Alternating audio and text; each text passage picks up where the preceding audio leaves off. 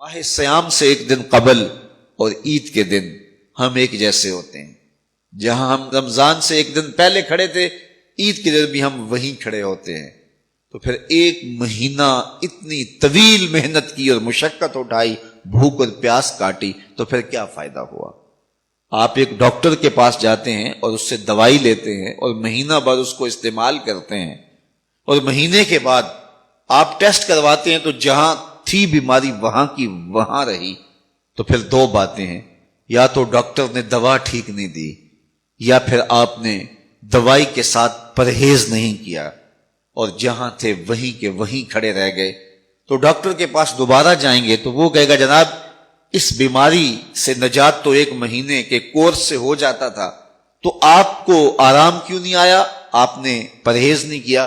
تو آپ اس کو کہیں کہ جناب ہم دوبارہ مجھے ایک کورس اور کروا دیں، لیکن پرہیز میں نے پھر بھی نہیں کرنا. تو ڈاکٹر کہے گا کہ نہیں جناب چھٹی کرو. اگر دوائی لینی ہے تو اس کے ساتھ جو احتیاطی تدابیر میں بتاؤں گا ان کو اختیار کرنا ہوگا. لیکن اگر کوئی شخص پھر دوسرا مہینہ کھاتا ہے اور احتیاطی تدابیر اختیار نہیں کرتا اور پھر ڈاکٹر کے پاس جا کہتا جناب آرام نہیں آیا، تو ڈاکٹر پھر اس کو کہے چلو دوبارہ لے لو، تو وہ تیسرے مہینے بھی کھائے، چوتھے مہینے بھی کھائے، ساری زندگی بھی کھاتا رہے، احتیاطی تدابیر نہیں کرے گا تو جہاں صحت تھی وہیں کی وہیں رہے گی. ماہ سیام آیا، پورا مہینہ دوائی لی، اور عید کے دن جب ٹیسٹ کروایا تو جہاں تھے وہیں کھڑے تھے. یا تو پھر دوائی ٹھیک نہیں ہے، میرے رب کی دوائی کس طرح ٹھیک نہیں ہو سکتی؟ جب اس نے کہا ہے لعلکم تتقون، تم روزے رکھو میں ضمانت دیتا ہوں تمہیں تقوی ملے گا، تو پھر تقوی نہیں ملا ہے تو پھر ہم نے روزے کی احتیاطی تدابیر کو اختیار نہیں کیا ہے، اور اتنی طویل مسافت کاٹی ہے، مشقت کاٹی ہے، بھوک کاٹی ہے، پیاس کاٹی ہے. لیکن اگلے سال ہم پھر آئے تو ہم پھر اسی طرح وہ مشقت کاٹنے لگے اور احتیاطی تدابیر ہم نے پھر اختیار نہیں کی. تو صاحبو، یہ ماہ سیام زندگی میں ایک بار پھر آیا ہے، اس کو احتیاطی تدابیر کے ساتھ گزارو.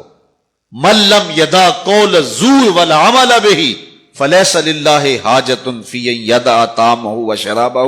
کہا جو جھوٹ اور جھوٹے امور اور کام نہیں چھوڑتا اس کے بھوکا اور پیاسا رہنے کی کوئی ضرورت رب کو نہیں ہے.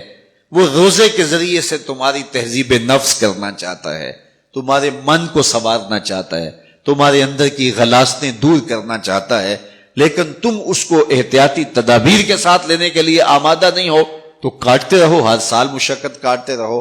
40 سال 45 سال 50 سال ہو گئے روزے رکھتے، ہر سال یہ ہوتا ہے کہ 29 شعبان کو جہاں کھڑے ہوتے ہیں 1 شوال کو بھی وہی کھڑے ہوتے ہیں. تو پھر کیا فائدہ اتنی مشقت اٹھانے کا؟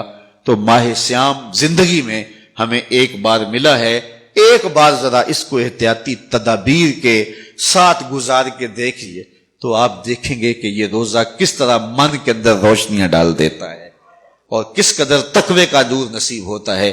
تو زندگی میں اس ماہ نور، ماہ سیام رمضان المبارک کو پوری احتیاط کے ساتھ، پورے حزم کے ساتھ، اور جو بتائے گئے اصول و ضوابط ہے ان کے ساتھ گزاریے.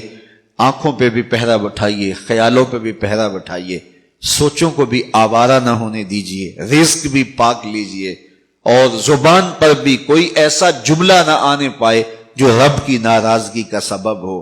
خیال بھی نہ بھٹکے، نظر بھی نہ بہکے، اور ایک ایک عمل زندگی کا خوبصورت ہو، منظم ہو، مرتب ہو، اور ادھر 30 روزوں کی بھوک ہو. اور پھر نتیجہ کیا ہوگا؟ میرے رب نے وعدہ دیا ہے لعلکم تتقون، تمہیں تقوی کا نور نصیب ہو جائے گا. تمہاری زندگی ایک عجیب کیفیت میں ڈھل جائے گی اگر تم روزے کو اس کی حقیقت کے ساتھ گزارو گے.